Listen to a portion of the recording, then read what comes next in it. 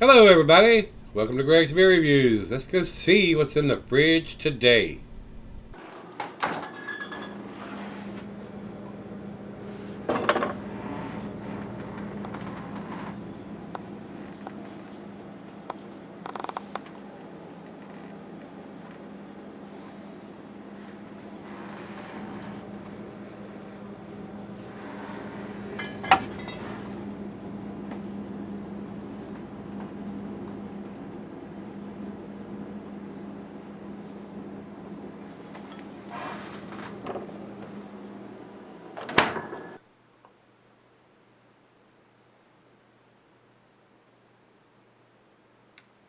Hello everybody, welcome to Gregsbeerreviews. Today I don't know what to expect from this. The last time I had this was a long time, about 8 years ago.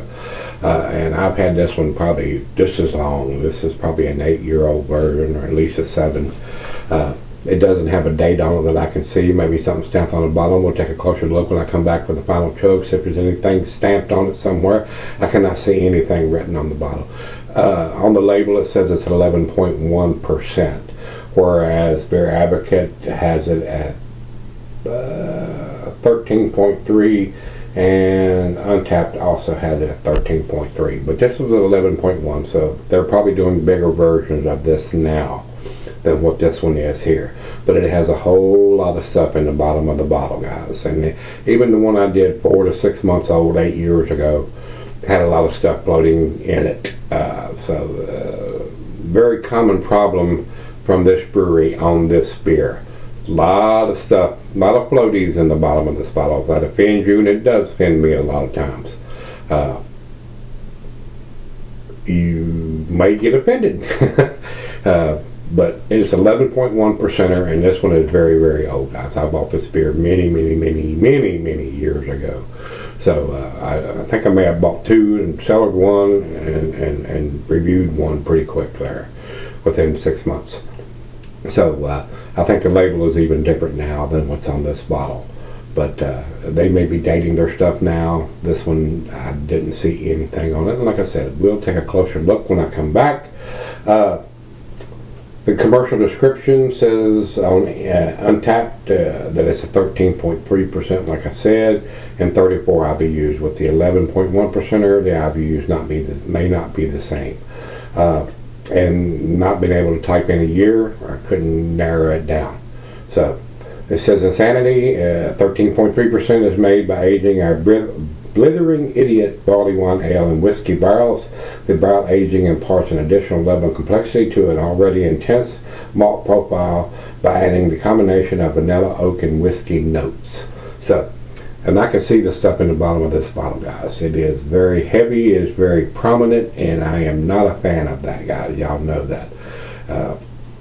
It is what it is, so let's get it open and see if I can get most of it in there without getting all that garbage that has settled into the bottom of the bottle here, guys. It is very heavy, guys.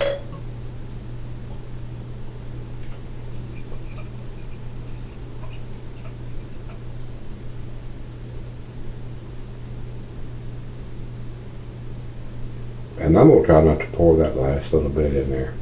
I am not a fan of all those big chunky notes.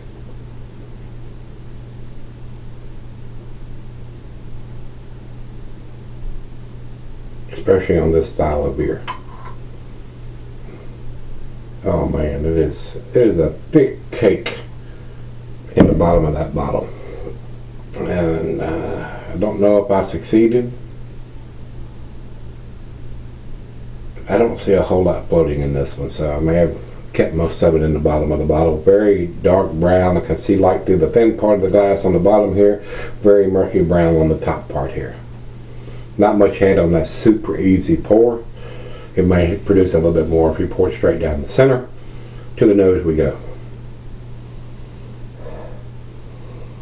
Rich roasted malt. Little bit of booze, not much. For an 11.1%er, it's not bad.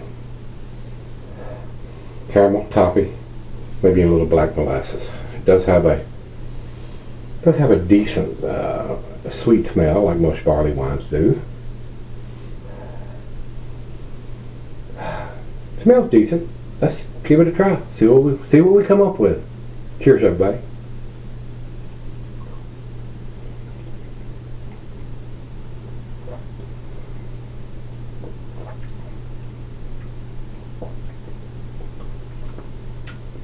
Decent barley wine. Not getting a whole lot of the whiskey or any kind of the barrel notes right now.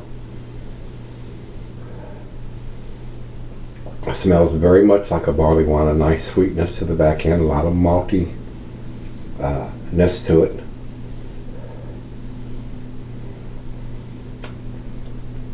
I'm going to give it the benefit of the doubt. It smells like a decent barley wine, like I said.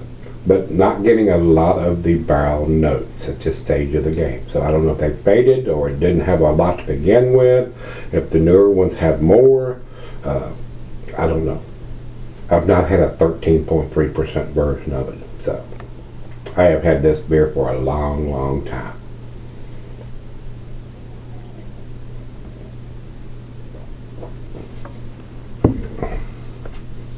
I did go back and look at when I reviewed it before, and I was very impressed with it 8 years ago. May not be as much so now with the amount of barrel-aged beers that I have had. The whiskey notes are not off the chain. They are not super prominent. So we're going to sip on this. It's right out of the fridge, and we'll come back and give it a grade. Probably not as impressed as I was the last time I had it. So let's find out. I'll be right back. Alright guys, I'm back. Got a little left here. Missed something about 45 minutes or so. Not as impressed with this as I was 8 years ago. The whiskey notes are not there. It is, whether it had them to begin with or they faded. Even though this is 11.1%, where they're saying the new ones have a different label and they're 13.3. And they may be dating their stuff now as opposed to when this one was done. There is nothing on the bottle I looked at when I come back that is a no-no. I want to see a vintage on it, and they may be doing that now, guys. I think they were doing some kind of blue writing on their stuff now. I'm not sure. Too many beers under the bridge. I can't remember, but this one has nothing on it, and the whiskey notes are not there. Much better beers in this style are available. But like I said, the new ones may be very tasty, may have those notes there, may have a date on it on top of that. So I'm judging on this on what I have in front of me in the bottle, in the glass. So with what I am seeing written on the bottle and what I am drinking out of the bottle in the glass, much better versions of a barley wine, a barrel-aged barley wine on top of that. Sure, this wasn't a cheap bottle of beer to buy. I do not remember what I paid for it, but it is a barrel-aged version, and any barrel-aged version of a beer is more expensive. Always. Always, always, always. It's taking up space in the brewery while it's sitting in those barrels, so you're going to pay more for those. And this one is kind of lackluster in those aspects to me. Here, drinking this one. So, but I was able to keep most of that junk in the trunk that's in the bottom of the bottle out of this glass. There are still some floaties floating around in it. I mean, it is there, but not as much as it was the last time, and not as much as it could be if I'd have poured all of it into the glass that's in the bottle. A very nice aroma, but the whiskey notes are absent, guys. Final chug.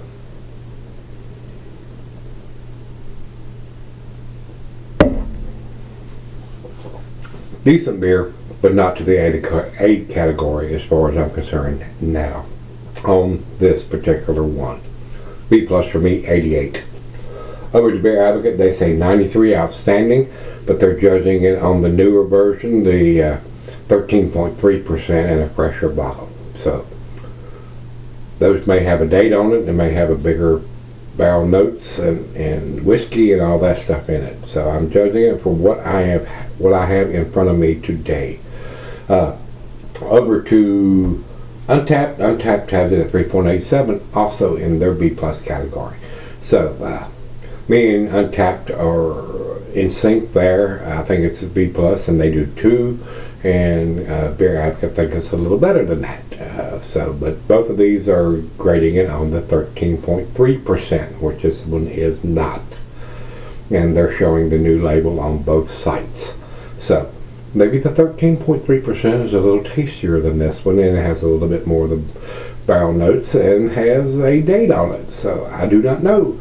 So if you've had this one, which is the old label, and 11.1%, let me know what you think. And until we meet again, let's go see what's in the fridge.